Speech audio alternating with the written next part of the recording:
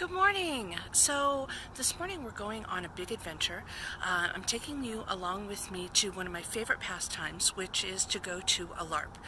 This LARP, which stands for Live Action Role-Playing Game, is called Dystopia Rising, and we are going out to it just for the day today because my schedule's really busy. It's really early. We're going to get there.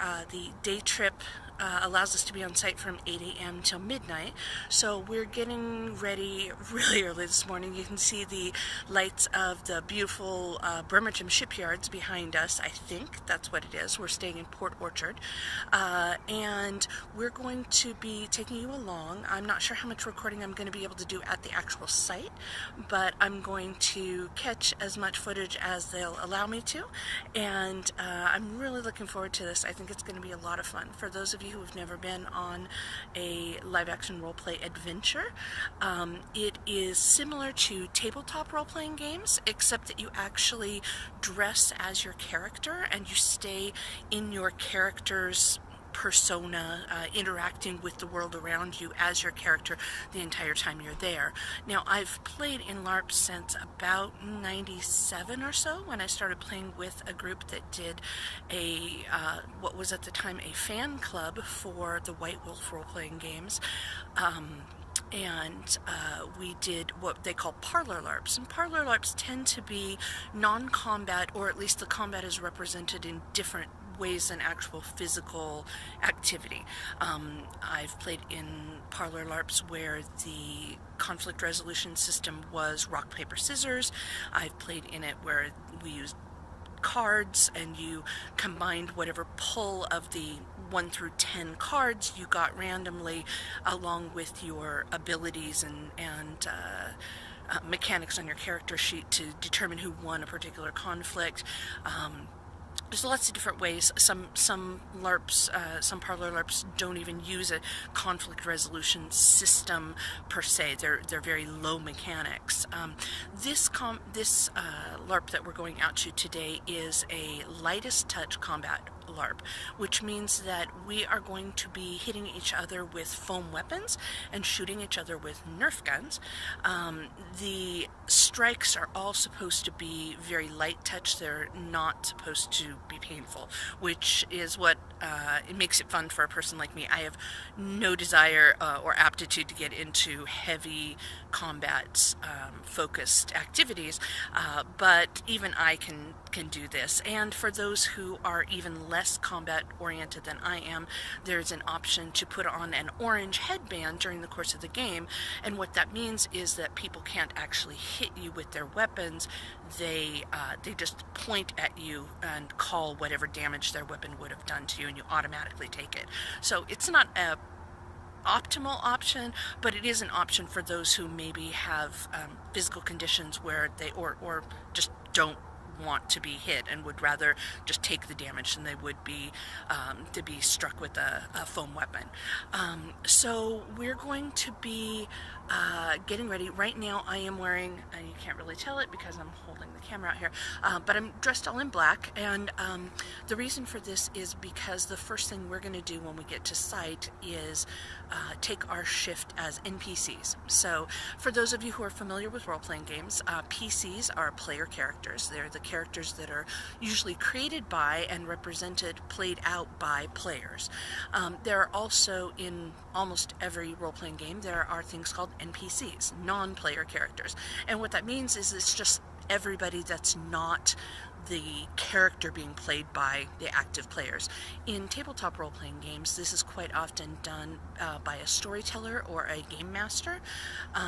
They play out all of the other people who are in the world other than the actual player characters. In this LARP, in Dystopia Rising, they have a really neat system, and that is because when you're sitting around a table and you're just saying, my character does this, my character does that, the storyteller or GM can say, okay, well, these 6 guys come and interact with you, and they do a fight, or they do an intimidation scene, or they do a bargaining, or whatever it is that your characters are doing. When you get to live action, it's much more immersive. You'll see, hopefully, later people do amazing costuming and makeup. Everything is very much more what you see is what you get. So I've been to LARPs at conventions where, for example, the actual setting is a forest, and because of location constraints, the in-game area is maybe a ballroom, but in that case they would take maybe paper trees and tape them up on the walls to represent a forest, or maybe they would say before the game, listen, all of the chairs that are in here represent trees, so they can't be moved around. They represent a thick area, and the walls represent a very, very thick forest that you can't go through. In the case of Dystopia Rising, they put even more emphasis on what you see is what you get. So there are people who put huge amounts of effort into their props, both the ones that they use and wear on their person to represent their character type and their character's skills and abilities, or what their character looks like, and also in the areas around them. You hopefully will be able to take you on and show you some amazing physical props that are being used to represent forges and workbenches, or shops, merchant shops, that kind of thing.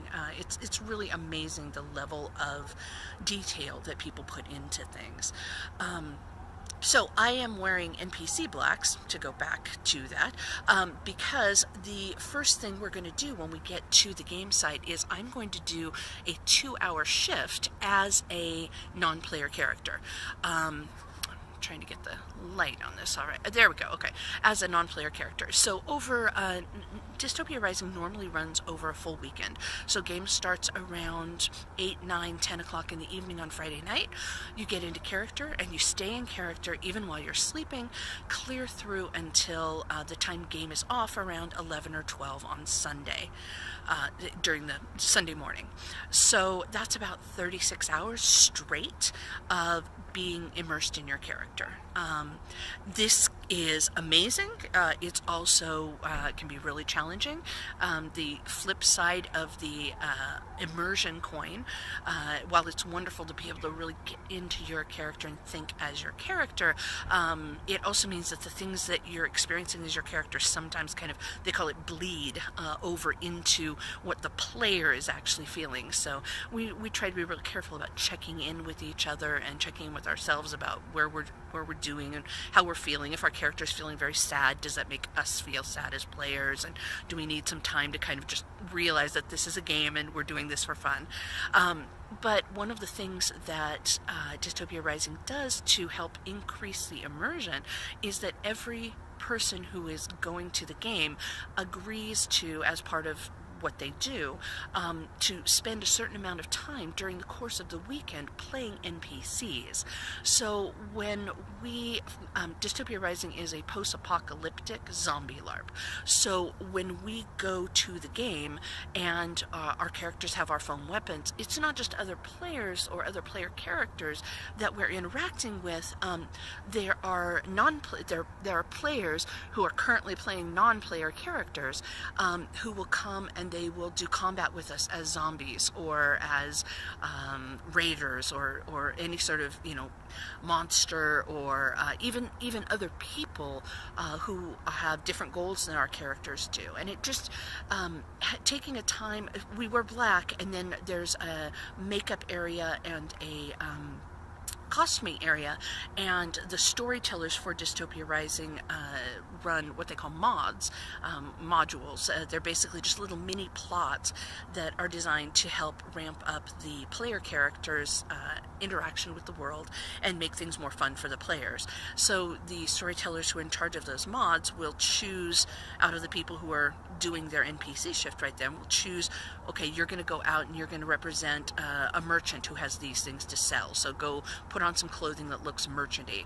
Or, okay, you 5 guys, you're going to come with us, and we're all going to play zombies or super scary, creepy things out in the middle of the night or that kind of thing. So I'm going to do my NPC shift first thing. I like to do it early so that I can then not worry about having to keep an eye on the clock while I'm playing my player character if I can.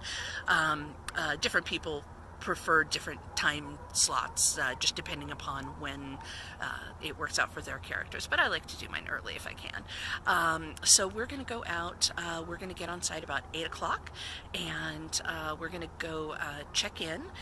We've already pre-registered for the game, which means we've let them know that we're intending to attend, which characters we're intending to attend with, and we've paid our fee for the weekend. And so when we get there, we should be able to just go to Ops, which is the operations center. That's where the coordinating director kind of runs all of the non-mod aspects of the game. So the coordinating director, for the most part, deals with things that happen to the player. So you're checking in, you're getting your character sheet, you're doing your cleanup shift, you're getting your experience points and spending your experience points, those sorts of things. Those kinds of things are all handled by the coordinating storyteller, or the coordinating director, sorry. And then the storytelling director handles all of the things that happen to the player characters. So they handle sending out mods, they handle doing personal plot requests, they handle all that kind of thing that keeps the actual story portion of the game running.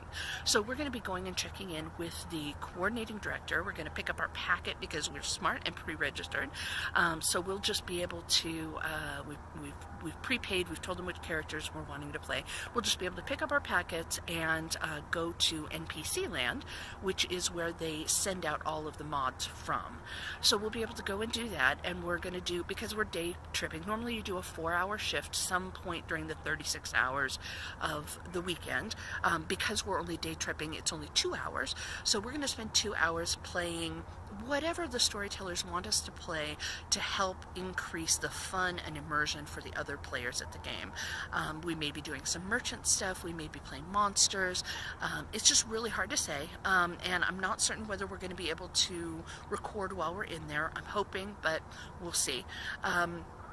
So we're going to go do that, and then when we're done with that, I'm going to take you through my kit, which is what we call the clothing and props and that kind of thing that your character actually carries with them or works with all the time.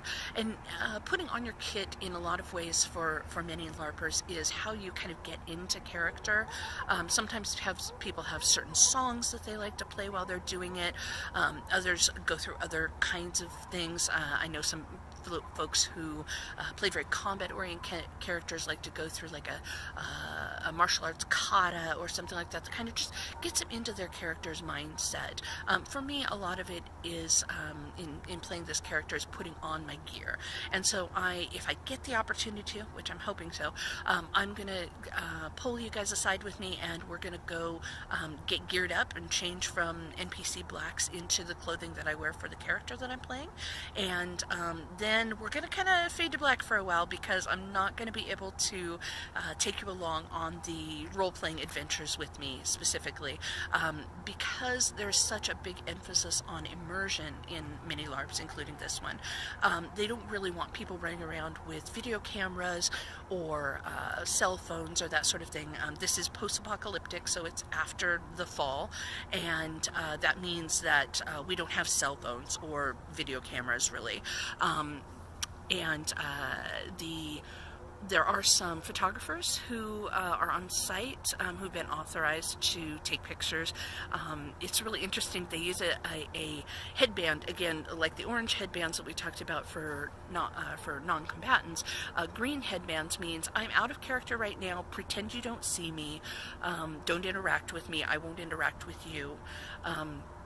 And that makes it really, it's a kind of a visual clue that about what is currently in-game. What you see is what you get, versus those times when we need to have somebody walk through an area to get from one place to another, to set up a group of enemies in, on an area on the other side of a group of player characters to take photographs or videos or that kind of thing. There's all kinds of reasons why people are out of game in the gaming area, but they try to keep it to a minimum because every time it happens, it kind of breaks immersion a little bit. And gets people thinking about the situation as a player versus as a character. So we're going to go play our NPCs and then, or play NPCs. We don't have specific ones that we're playing, although some people do play reoccurring, they call them face NPCs, that are important non-player characters that show up on a regular basis, and a lot of times they will assign those non-player characters, those face NPCs, to a certain player, so that when players see that player in that particular costume with that particular makeup, they know, oh, that is Mr. McKenna, or that is Fang Redblood, or that kind of thing. They know that this is a non-player character that they may have heard of, may have interacted with in the past, and again, it's just a way to keep immersion extra intense, which is one of the best things about these weekend type LARPs, as opposed to ones that just happen for a couple of hours on a weeknight or something like that. So I think we're going to go ahead and cut off now, and I'll talk to you once we get out to the site. Bye! Hi guys, Jess here. Thanks for joining me for the first half of my two-part LARP adventure video. On the second half, we're going to go to the Dystopia Rising site and shoot some footage of some characters. We'll get to see some cool costumes. It'll be a lot of fun. You'll find the link to the second half down below, and while you're there, make sure you like and subscribe. And apparently, if you click on that little bell thing, it'll give you a notification every time I put up a new vlog. And I've got a lot of fun ideas coming up, so I don't want you to miss any of them. Thanks again, and be sure to check out the second half. Take care.